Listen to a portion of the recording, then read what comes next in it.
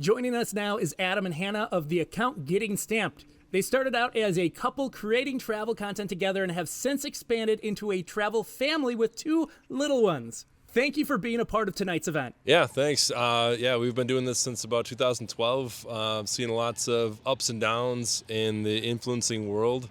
Currently going through more waves of fun times on the internet, but no, I think it's great being here and just talking to people that are first getting into it, and also people that have been doing it for a long time, and just hearing different stories and hearing how different people have approached social media influencing and all the way through blog creation and how they're using it for their business. I think is super interesting. Definitely a cool experience. Trends have been changing, so keeping up on them and keeping up with the newest social media, because when we started, Instagram was newer and we had to adapt to figure that out. Same with having a website, SEO, that was a new term to us, but became like a big part of our success in our website. And so we're just kind of rolling with what's going to be next. What is the next big thing? When you started out, was your focus on website content or social media?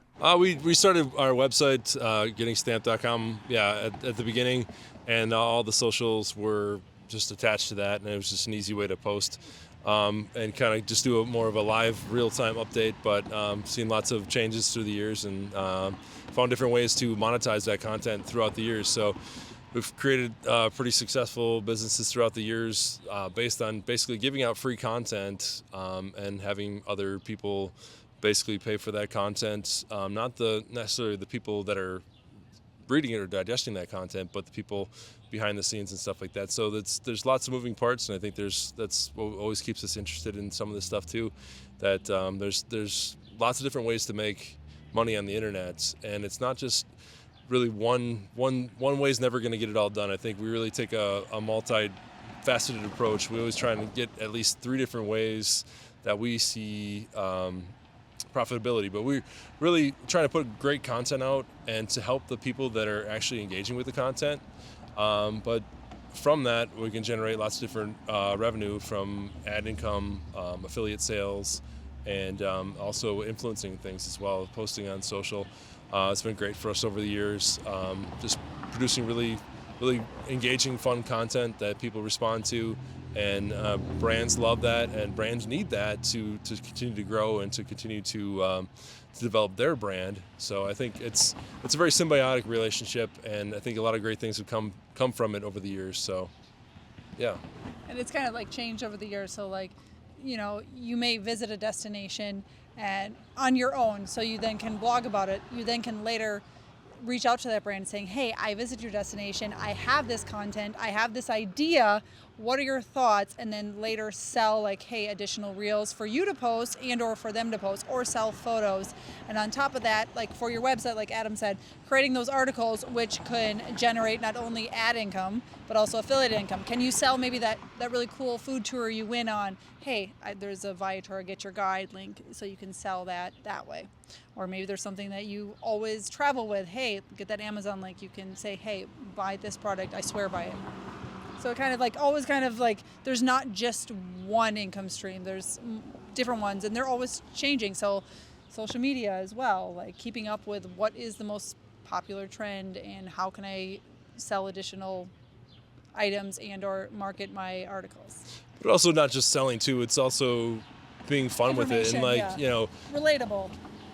Giving a good value of content, like just producing something that people are going to respond to, but also be helpful for when they're either planning a trip or where they're going to book their next meal at a restaurant or something like that. There's so many different aspects that touches in our modern world that social media has such a far reach, and the internet has such a far reach that it really affects a lot of different decisions. And there's a lot of money behind some of those decisions. So that's where when monetizing content that comes into play a lot of times. And we always love the types of content that we produce that we can always be really true to our voice, yet still be beneficial to the people that we're working with, and also the people that are consuming our content and viewing our stuff and liking and following all that kind of stuff. So really, it's one of those rare instances where you can make a lot of different people happy and bring a lot of people together and just kind of connect the dots, because that's really what it is because people want to find these great restaurants or these great places to go,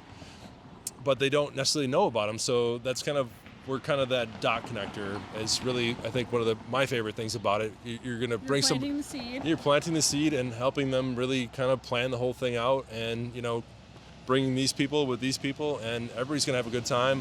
The business is going to be more successful, and so are the people that are going to enjoy going to that business or establishment. So I think it's a really cool spot to be in. So that's something I always appreciate about being in the role that we've been in the last few years. A question I get from smaller creators just starting to charge is, how do I provide my rates confidently, and how do I negotiate pricing?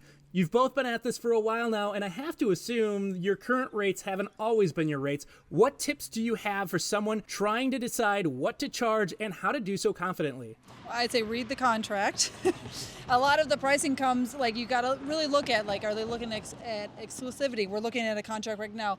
Are they looking at usage rights? All of that plays into it. And then for you, what is it worth it to you? How much work is it going to take you? Because what I'm going to charge might be different than what she's going to charge, because it's worth different. So there isn't a universal pricing, but my time might be better spent doing something else. So there's no right or wrong answer with that. I mean, it just... Yeah, but I think to people that are just starting up or have a smaller following, there's really never been a better time to have that starting up, that smaller following mentality. The playing field's been leveled a lot in the last few years. I think, smaller, sure. Because you can reach almost equal amount of people right now with a smaller following if you have really great content. If you can produce really good stuff, really engaging stuff, especially in the video format, you can see as much, you can get as many eyes on your content as people that have been around for a long time with a big following, because the micro influencer is... it's real. And then and also, even if you don't have a following at all, you can still get into this game because people still need that content to post on social. It's not, you don't need 1 million followers anymore to get into this game. You can still be successful and still generate some decent income if you're just you have the ability to produce good quality content.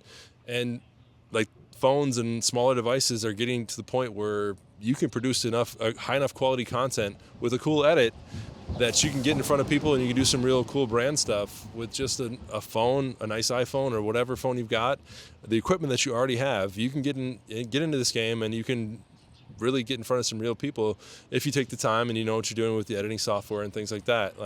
It's not just a free for all, but if you can produce good content, there's a way in right now. You don't need 100,000, 1 million followers. You really don't right now, and I think that's another interesting facet of what's going on right now. And if you are a micro-influencer, if you don't have a lot of following, but you get a lot of views, I would suggest when you send your rates, also send maybe some screenshots of your insights that say, my average story reach is X, or my average is this. So you can also provide, you can prove that I am worth this price even though I don't have X amount of followers.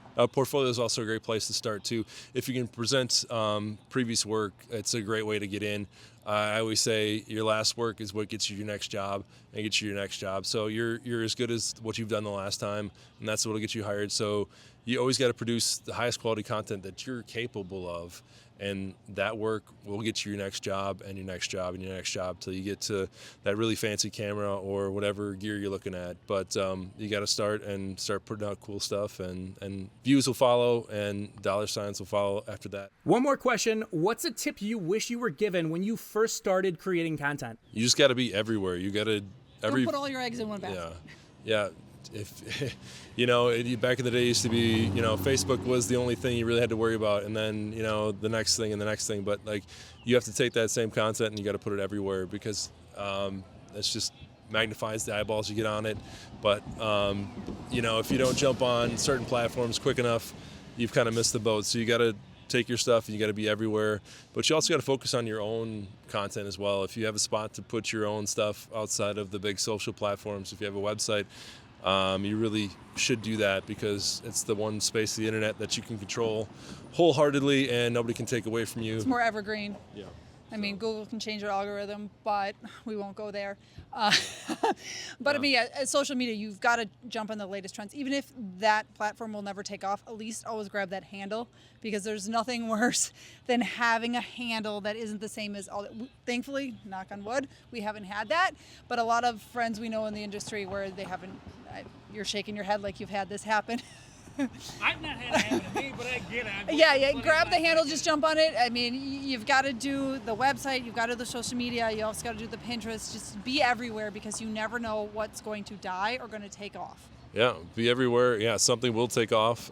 Sometimes I would say in general it takes, a year or two doing this pretty seriously, and then something will happen where you'll take that next step, and like all of a sudden you're paying rent with the money you made from the influencing, and then another step from that, like you're doing the next level stuff, you're making real grown-up money, and then more stuff will happen and more stuff will happen. And then you're gonna have to explain to grandma and grandpa what you really do, because they have no idea what you do or how you pay the bills. So it's been an interesting ride, but yeah, I think just being everywhere and being as many places as you can. You got to be multifaceted. I think that's the key to longevity. You can have some short-term success with just maybe a single platform or two, but like if you get yourself everywhere and you establish yourself in more than one spot, that's where you really can diversify and have longevity in doing all this kind of stuff.